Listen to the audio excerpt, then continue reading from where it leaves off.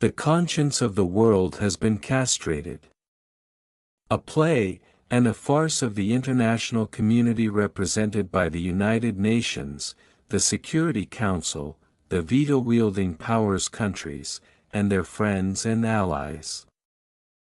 The International Criminal Court, which has lost its honor and joined them in the same ranks, is also swayed by whims and interests, not justice and human rights. No consolation for the rest of the world's countries that have been tamed to join submissively international organizations that are nothing more than a deceptive entity. Isn't it illogical and dishonorable that the United States, which dropped nuclear bombs on Japan and killed, burned, and maimed innocent people for generations? The United States committed heinous crimes in Korea, Vietnam, Iraq, and Afghanistan, committed these atrocities while enjoying the luxury of the cursed veto. And the naive world rewarded it by making its currency control the world and harming all its parts, when the United States uses it to recover from any economic crisis it faces, leaving the world's countries suffering from economic and social devastation. An international community that, when Iraq occupied Kuwait, liberated Kuwait in less than a year or months. As for Palestine, since 1947, that is, for 78 years, every day there has been more stability and support for the thieves who stole the land of Palestine. A state was created for them with the help of the United States and colonial England. The so-called free countries rushed to remove Iraq's occupation of Kuwait. These are the same countries that acknowledge, acquire, and support with all their might an illegitimate Zionist occupation from the beginning, even before the partition of Palestine. Even when the Palestinians were forced to accept less than half of their land to establish a state, the Zionist state works every day to seize any inch of land it wants. With all the fury of a mad butcher, it has destroyed people and property for a year and a half, and it continues to do so. It has killed elderly women, pregnant women, and children of all ages, even infants. It has killed people who have truly reached the level of genocide. The whole world is watching the killing being carried out by the mad Zionist butcher.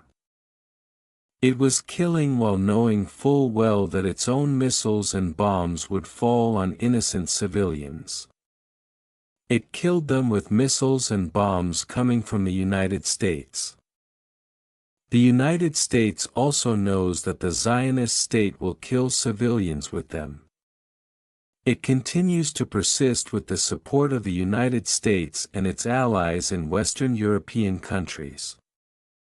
With the exception of 2 or 3 countries that had the honor to reject the rage of the Zionist madmen, but their refusal is not supported by any force.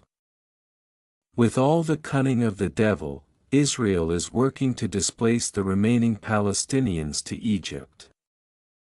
Amid this madness for displacement, Israel overlooks the fact that this represents an assault on the sovereignty of the state of Egypt. Egypt, which will rightfully find itself forced to defend its sovereignty and protect its lands, and enter into a war with Israel. Then Israel will foolishly destroy the peace agreement with Egypt, which has brought Israel many gains. Is this international justice? The justice and integrity of the international community, where the Palestinians are undoubtedly losing their original owners. Every day, they lose new land to settlements, theft of homes, and relentless demolition. This is happening because the United States has a veto power and is Israel's patron, because those who own the United States are Zionists and they exploit all of America's wealth to serve Israel's interests, and even American politicians have no problem sacrificing the blood of American sons for Israel's interests, just as American politicians in the White House, Congress, and Senate have no problem shedding American blood and lives to defend Israel, not American soil. The American people are unaware of this. There is no solution except to break out of the syndrome of only two parties, both of which are also controlled by Israel. Israel does not need a seat and a veto on the Security Council, because it already has them by controlling American politicians, by owning both parties and their former, current, and future politicians. Finally, is there a group of international lawyers with humanity and honor, who will prepare and submit a case to the International Criminal Court in the name of the world's conscience? They will be authorized by every conscientious person in every country in the world, making this the first case in history to be demanded by billions of people,